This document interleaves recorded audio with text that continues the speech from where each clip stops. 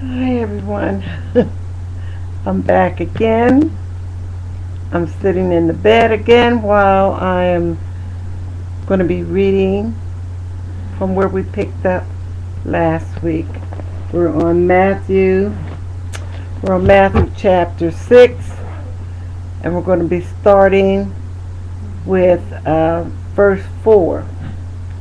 Now, last week when I was on here, as you know, if my daughter didn't take it off, I didn't know how to turn it off. So this week, I didn't really know how to turn it on. So you guys can see that I'm not really computer inclined that well, but I'm learning as I go.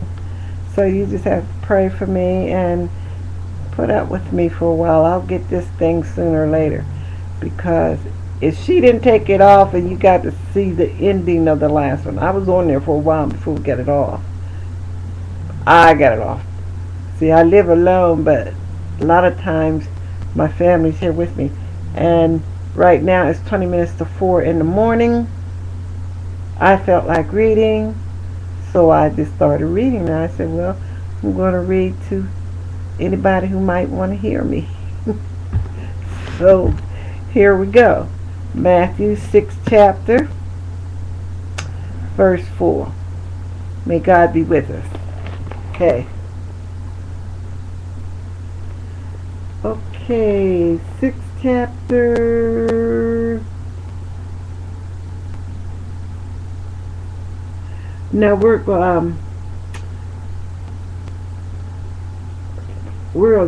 actually 6th chapter, 19th verse. Told you now. Be with me. Okay. This one it starts with in relation to money. Do not store up for yourselves treasures on earth, where moth and rust destroy, and where thieves break in and steal. But store up for yourselves treasures in heaven, where moth and rust do not destroy, and where thieves do not break in and steal.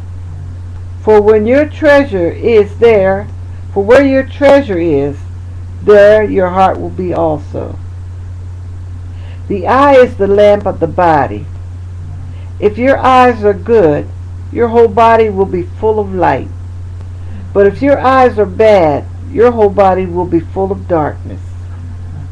If then the light within you is darkness, how great is that darkness? No one can serve two masters. Either he will hate the one and love the other, or he will be devoted to the one and despise the other. You cannot serve both God and money. In relation to worry, therefore I tell you, do not worry about your life, what you will eat or drink, or about your body, what you will wear. Is not life more important than food, and the body more important than clothes? Look at the birds of the air. They do not sow or reap or store away in barns, and yet your heavenly Father feeds them. Are you not much more valuable than they? Who of you, by worrying, can add a single hour to his life? And why do you worry about clothes? See how the lilies of the field grow? They do not labor or spin. Yet I tell you that not even Solomon in all his splendor was dressed like one of these. If that is how God clothes the grass of the field, which is here today and tomorrow is thrown into the fire, will he not much more clothe you, O you of little faith? So do not worry, saying, what shall we eat, or what shall we drink, or what shall we wear? For the pagans run after all these things, and your heavenly Father knows that you need them. But seek first his kingdom and his righteousness, and all these things will be given to you as well. Therefore, do not worry about tomorrow, for tomorrow will worry about itself. Each day has enough trouble of its own. In relation to judging, chapter 7. Do not judge, or you too will be judged. For in the same way you judge others, you will be judged. And with the measure you use, it will be measured to you. Why do you look at the speck of sawdust in your brother's eye and pay no attention to the plank in your own eye?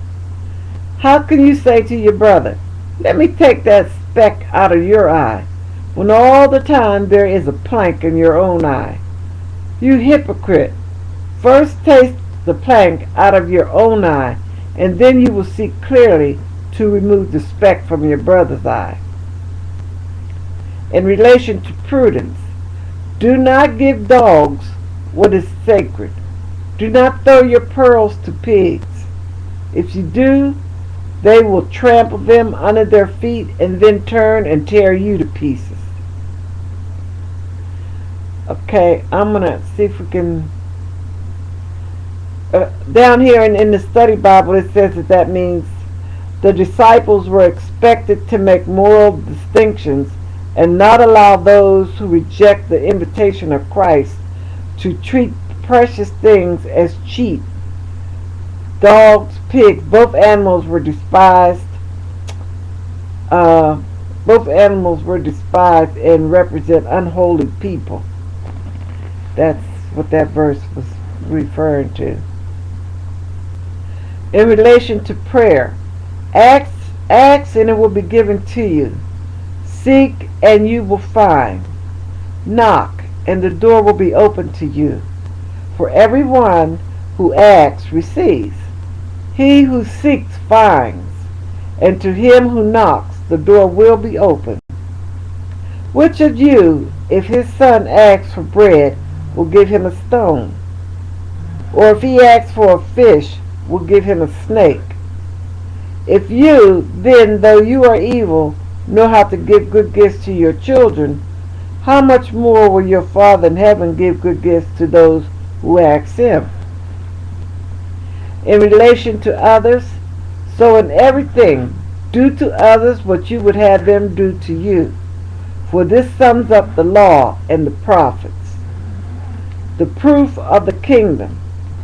Enter through the narrow gate, for wide is the gate, and broad is the road that leads to destruction, and many enter through it. But small is the gate, and narrow the road that leads to life, and only a few find it. Watch out for the false prophets. They come to you in sheep's clothing, but inwardly they are ferocious wolves. By their fruit you will recognize them. Do people pick grapes from thorn bushes, or figs from thistles? Likewise, every good tree bears good fruit, but a bad tree bears bad fruit. A good tree cannot bear bad fruit, and a bad tree cannot bear good fruit. Every tree that does not bear good fruit is cut down and thrown into the fire. Thus, by their fruit you will recognize them. Not everyone who says to me, Lord, Lord, will enter the kingdom of heaven, but only he who does the will of my Father who is in heaven. Many will say to me on that day, Lord, Lord, did we not prophesy in your name, and in your name drive out demons, and perform many miracles? Then I will tell them plainly, I never knew you. Away from me, you evildoers. Therefore, everyone who hears these words of mine and puts them into practice is like a wise man who built his house on the rock. The rain came down, the streams rose, and the winds blew, and beat against the house, yet it did not fall, because it had its foundation on the rock.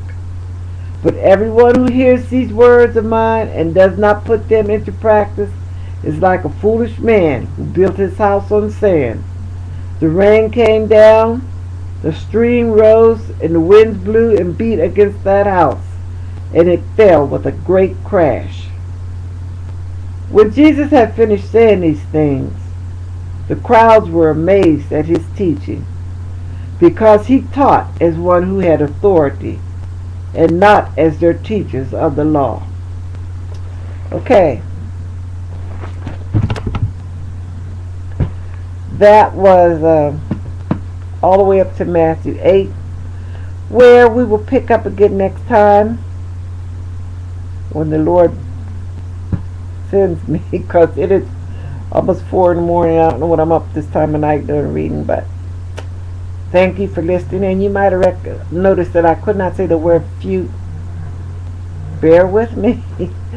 Thank you. Good night. And God bless you all. And I'll pray for you and you pray for me. I think I know how to turn it off this time. I think.